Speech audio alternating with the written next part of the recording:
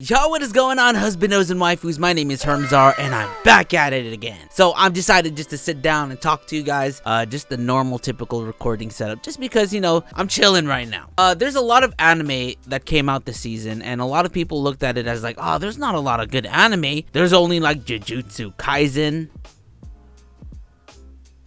But people fail to realize that there is a lot of great anime that came out this season, and some that I wish that I even covered. Whether or not if I really wanted to cover it, will it do well on the YouTube channel? Probably not, because some people only care about certain series, and that's why I was very particular about the anime that I was covering. These are some of the anime that came out this season that are brand new that I wish I covered, and I'll just give you guys a brief description of it, and if you guys want to check it out, I highly suggest it. So first of all, one of the anime that I loved from the bottom of my heart, Wandering Witch: The Journey of Elaina. Is it The Journey of Elaina or The Adventures of Elaina? But it's Wandering Witch. It's about this girl named Elaina who goes around the world and travels and talks about her adventures. It's literally her story. I don't know if you guys ever watched that one anime called Kino's Journey, and it's very similar to that, but in a sense of a very cute witch who's just traveling the world and going through her adventures. I love how some stories are very lighthearted, some stories are just super dark, and some are very action-packed. For me personally, I feel like Wandering Witch might have been one of my favorite anime that has come out this season, and I actually wished I covered it because it was just very interesting. The stories behind it were really good, kind of like Kino's Journey. Kino's Journey was also like another anime a while back that I wish I covered weekly. I don't know if Wandering Witch would be something that I covered weekly or every 3 episodes, but nonetheless, it was really enjoyable to watch, and if you guys haven't watched that yet, I highly suggest it. The next one will not come to a surprise to a lot of people because it is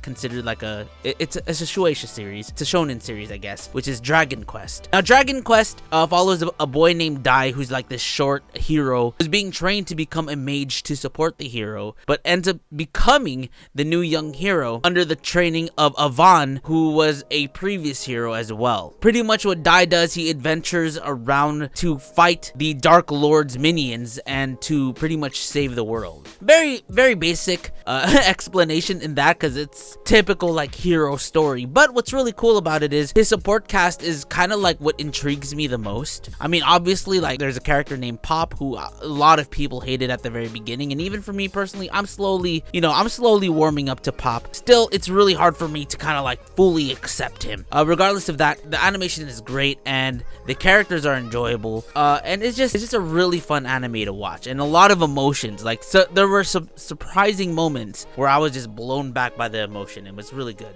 A big surprise to a lot of people is that I did not cover any isekai anime this season because I wasn't sure what to cover. Now, there was 2 anime that I really enjoyed that were isekai, which first we'll go with By the Grace of Gods. By the Grace of Gods is a very calming anime about a boy who is isekai'd into that world and ends up forming a contract with slimes as his monsters. And it's just his daily life of him living in that new world, because he was an older man who worked in a company who was overusing his time and abusing his work, and that's why he died. He essentially burned himself out. It's kind of like a reminder to treat your employees right and also to take care of yourself. A lot of feels, a lot of good emotions, a lot of great feelings in that anime, and it's really good, and the animation is really great too. The only thing is like you're shipping like a Shota with a lolly, and you know, like I'm not all about lollies, but the adult mage, I forgot her name, but she's a snack. There are some snacks in this anime. Always snacks in the isekai anime, but it just follows his adventures and him going in that life, being overpowered in his own way while befriending these slimes. And usually when we look at slimes, and the same thing goes with reincarnated into a slime, right? You look at a slime like, oh, they're the most basic of monsters, but it turns out that there's so many different slimes and they have so many different uses and properties that he takes advantage of it to the point where you look at a slime and you're like, holy shit, they're pretty powerful. So he's using slimes in a natural day-to-day way as well as for combat, which is really enjoyable to watch. The other isekai that I was watching was Kuma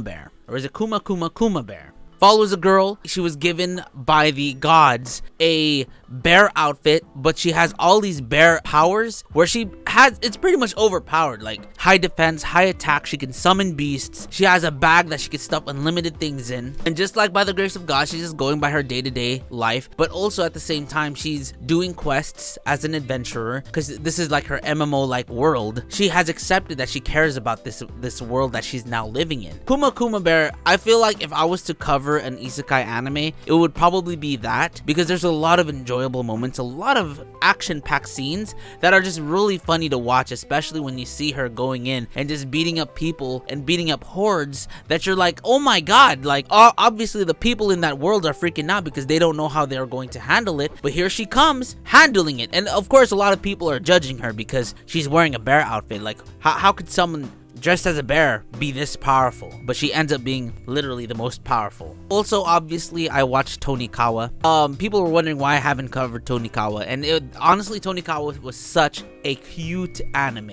and if I was to react to it, all I would be saying is like, oh my god, how cute. When it came to watching that anime, I was kind of looking at more surface level, and it was cute, and it makes me want to get married. It just makes married life look so enjoyable. Obviously, it sugarcoats a lot of things in marriage, but it's still a very lighthearted romance anime about just a guy that gets married to this mysterious girl, and they just live their marriage life while they go through trials and tribulations, but they go through it together and they enjoy it. People say that Tonikawa's opening was like the best, but I don't agree with that. I think it's good, but it doesn't beat Jujutsu Kaisen's opening this season. And then another anime that I was watching is I'm Standing on a Million Lives. That anime was very interesting to me.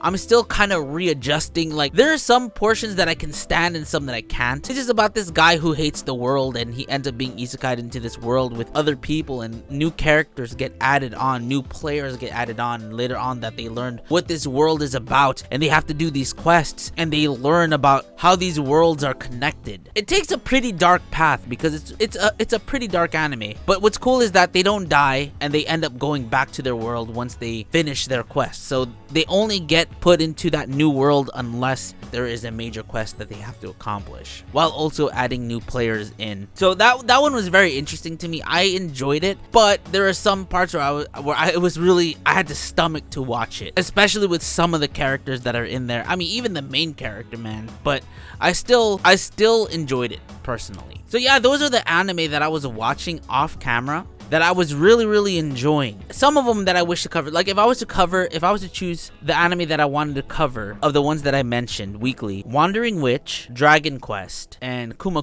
Bear, probably. Now, I know people are gonna be like, yo Herm, but what about Akudama Drive?